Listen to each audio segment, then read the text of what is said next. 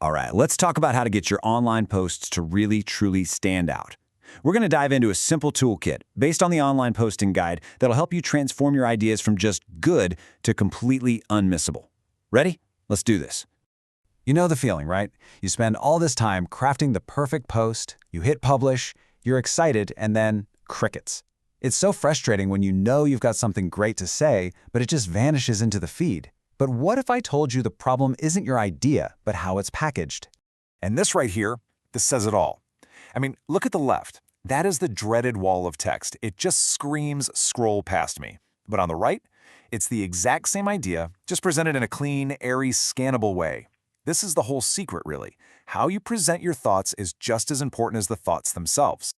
Okay, so before we get into all the cool formatting tricks, we have to talk about something way more fundamental. Let's call it the vibe, because every great post starts with a solid foundation of just being a positive member of the community.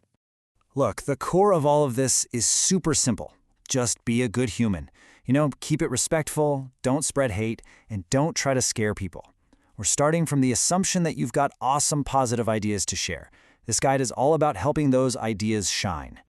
All right, with that foundation in place, it's time to open up the toolkit. These are the core principles that are going to level up every single thing you post, no matter what platform you're on or what you're talking about. Seriously, if you take away only one thing today, please let it be this. Make your posts scannable. We all live in the world of the infinite scroll. Your number one job is to make your content easy on the eyes so people actually stop and read it. If you can master this, you've pretty much won half the battle.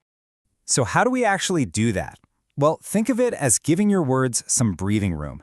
Keep your paragraphs short, like 1 or 2 sentences short.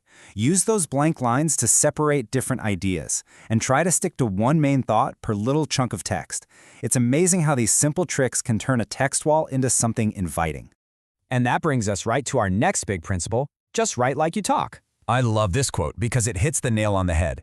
People connect with people, not with robots or corporate press releases.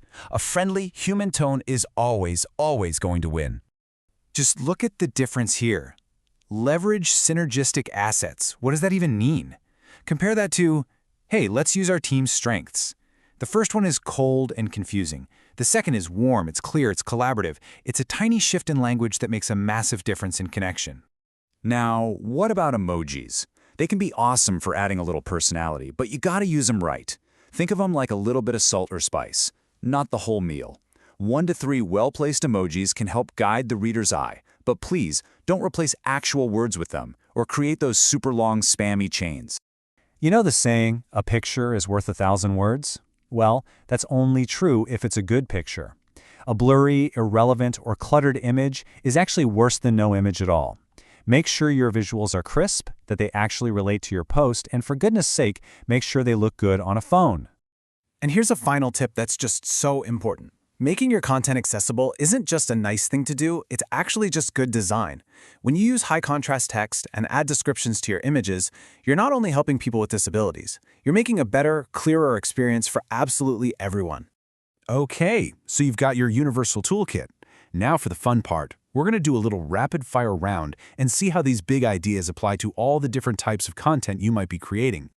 For those quick little posts, this hook, explain, CTA formula is your best friend. Hook them with a great opening line. Explain your main point nice and quick, and then give them a clear call to action, or CTA, like asking a question. It's a simple recipe for a powerful little post. When it comes to stories, think of each screen as a single playing card in a deck. You want one simple, clear idea per card. Keep it visual, keep it punchy, and keep the story moving. If you have more to say, hey, just add another card to the deck. Writing something longer, like an article? Subheadings are going to be your savior, seriously. Think of them as signposts for your reader. They break up those big blocks of text and give people a roadmap of what you're talking about, making the whole thing feel way less intimidating. And polls. We love polls. The secret to a good one? Simplicity. Ask one and only one super clear question, and give people just a few distinct options to choose from. The easier you make it for them to vote, the more votes you're going to get. It's that simple. Phew. Okay, you've got the principles, you've seen how they work in different formats. Now, before you hit that publish button, let's run through a quick little pre-flight checklist to make sure your post is totally ready for takeoff.